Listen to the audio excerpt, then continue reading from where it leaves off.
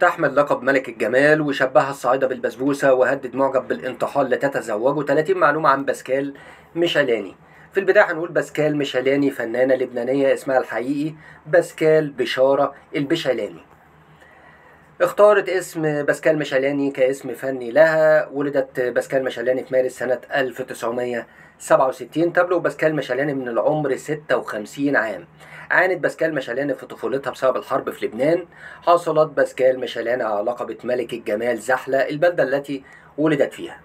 حصلت باسكال ميشيلاني على لقب ملك الجمال الاستقلال سنة 84. توفى والد باسكال ميشيلاني وهي صغيرة، وربتها والدتها. رفضت والدة باسكال ميشيلاني غنائها، وبعد 3 سنوات من الضغط عليها وافقت. كمان بدأت باسكال ميشيلاني مسيرتها الفنية في مصر بسبب ظروف الحرب في لبنان. أيضا أول ألبومات باسكال ميشيلاني بعنوان صار سنة 91 مع جبال سلامة وعبد الرحمن الأبنودي. حصلت باسكال ميشيلاني على العديد من الجوائز، منها الأسطوانة الذهبية بسبب المبيعات القياسية لألبومها بنادي سنة 94. كمان قدمت باسكال ميشيلاني العديد من الألبومات، ومنها نظرة عيونك ونور الشمس ولما بشوفك وأكبر كدبة بحياتي. باسكال ميشيلاني أول فتاة حصلت على جائزة عالمية من ماليزيا من ألبوم نور الشمس من شركة ويمر العالمية في ماليزيا، وأول فنانة عربية دخلت ماليزيا وغنت هناك. أطلق عليها لقب بسبوسة. كان لديها حفل في سوهاج في ليالي التلفزيون، وظل الجمهور يردد يا بسبوسة، وأصبح لقبها. أحبت باسكال ميشيلاني رجلا مسلما خليجيا، ورفضت عائلتها الأمر، وهي خافت من أن يرفض أن تستمر في الفن أو يتزوج عليها.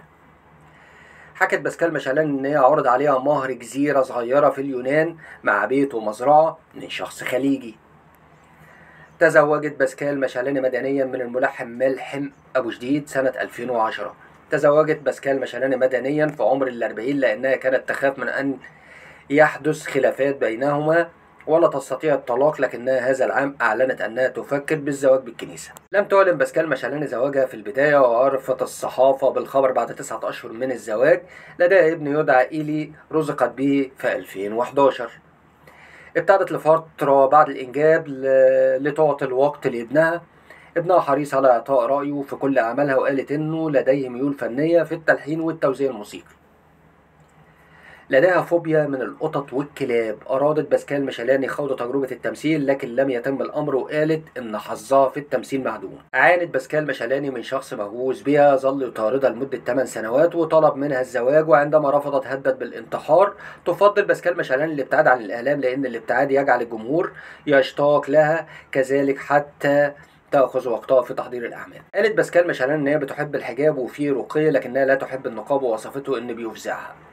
تخاف باسكال ميشيلاني من المرض، وقالت أكثر شيء يخيفني من المستقبل هو المرض، لأن الصحة نعمة.